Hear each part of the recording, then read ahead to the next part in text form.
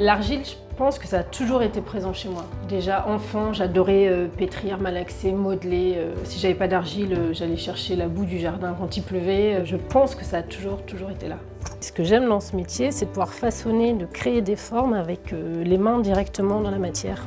Et particulièrement la porcelaine, qui est une argile très douce, très blanche, très plastique, qui est compliquée à travailler mais qui est très agréable. J'ai un peu le sentiment que les mains sont le prolongement de l'idée.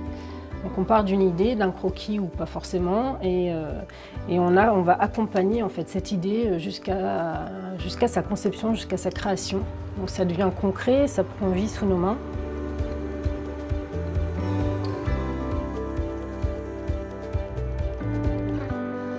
C'était un choix de vie, c'était une vraie décision de quitter Paris, de quitter le marketing, de quitter la vie citadine pour la campagne, pour le calme, pour la nature. Et en fait, ça m'est apparu comme une évidence. C'était la poterie et rien d'autre. Et en fait, ça avait toujours été là, c'était évident, mais je ne le voyais plus. Et donc j'ai fait une reconversion et je me suis formée 1 an au tournage. J'avais besoin d'authenticité en fait.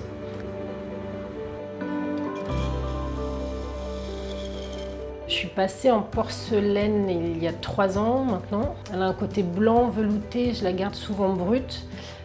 Qu'en fait je trouve que ce qui la met le plus en valeur, c'est le noir. Donc je suis uniquement noir et blanc. Je fais des motifs, en fait c'est des toutes petites empreintes que je viens imprimer dans la porcelaine encore tendre, donc vraiment dans la matière, en sang en relief, que je viens teinter après la première cuisson de jus d'oxyde.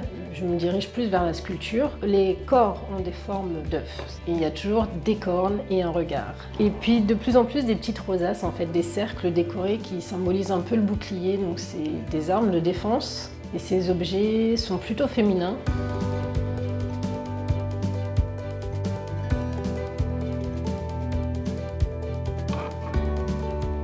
L'Inde, on dit souvent que c'est au milieu de nulle part, mais en fait c'est au milieu de tout. On est dans le centre. Nous on fait beaucoup d'expositions dans toute la France et on est loin de rien en fait en étant ici.